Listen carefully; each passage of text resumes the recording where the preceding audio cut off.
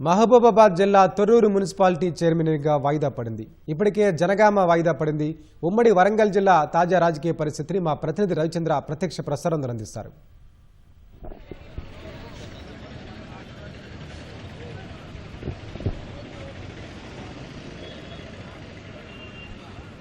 తీవ్ర ఉత్కంఠభరితంగా సాగినటువంటి Thorrur municipality chairman vice chairman ఎన్నికకి సంబంధించి ఏదైతే ఫలితం వచ్చేదో వాయిదా వేయాలి, రేపటికి వాయిదా అధికారులు రేపటికి వాయిదా వేశారు.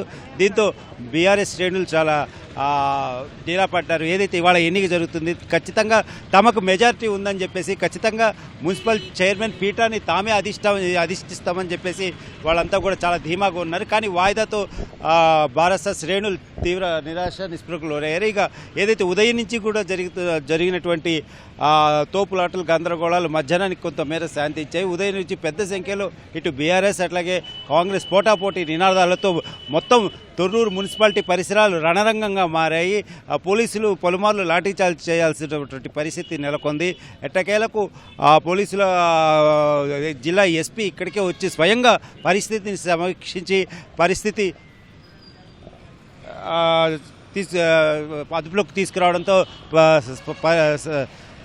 పరిస్థితి సద్దుమణిగింది. చివరికి ఏదైతే ప్రమాణ స్వీకార కార్యక్రమం చేసిన తర్వాత ఇక ఎన్నిక జరుగుదామనేసరికి ఏదైతే కడియం కావ్యం నిలదీశారో, ఎందుకు నిలదీశారో చెప్పాలంటూ కాంగ్రెస్ వార్డు కౌన్సిలర్లు అలాగే ఎక్స్ అఫిషియో ఓటున్నట్టు కడియం కావ్యం మిగతా వాళ్ళతో కూడా ధర్నా చేయడంతో ఇక పరిస్థితి సమయం మించిపోయినందున ఇక్కడ వాయిదా వేశారు. అలాగే ఇక తీవ్ర ఉత్కంఠభరితంగా జరిగినటువంటి నువ్వా నేనా అన్న రీతిలో జరిగినటువంటి జనగామ పీఠం కూడా సమావేశం వాయిదా పడింది. ఇక్కడ ఏదైతే 28వ వార్డు కౌన్సిలర్ సంబంధించి కేసు నమోదైందని చెప్పేసి చెప్పడం, అలాగే ఎఫ్ఐఆర్ నమోదైందని పోలీసులు చెప్పడం, ఆ తర్వాత దీనికి సంబంధించి ఈ పరిస్థితుల్లో అక్కడ సమావేశం అంటే పరస్పర ఇరుపక్షాల నినాదాలతో సమావేశం జరిపేది లేదని చెప్పేసి అక్కడ కూడా జనగామలో కూడా వాయిదా వేశారు.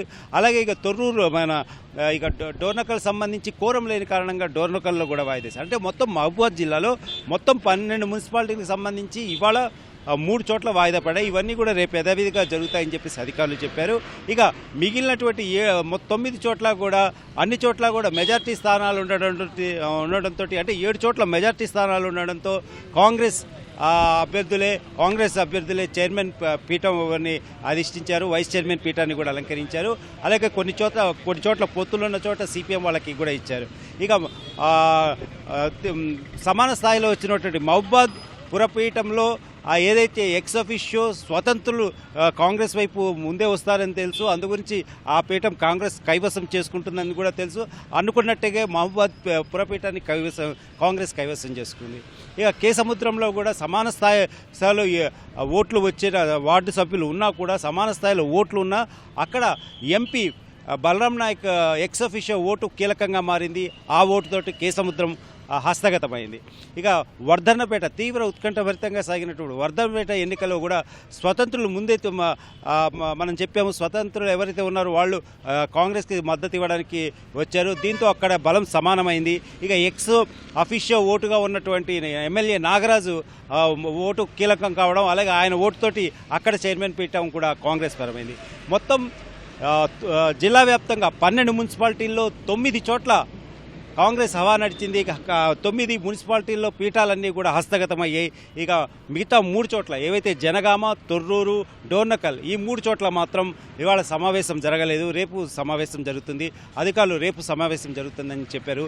దీంతో ఈ 3 చోట్ల మాత్రం సమావేశం వాయిదా పడింది. Over to studio. ధన్యవాదాలు రవిచంద్ర.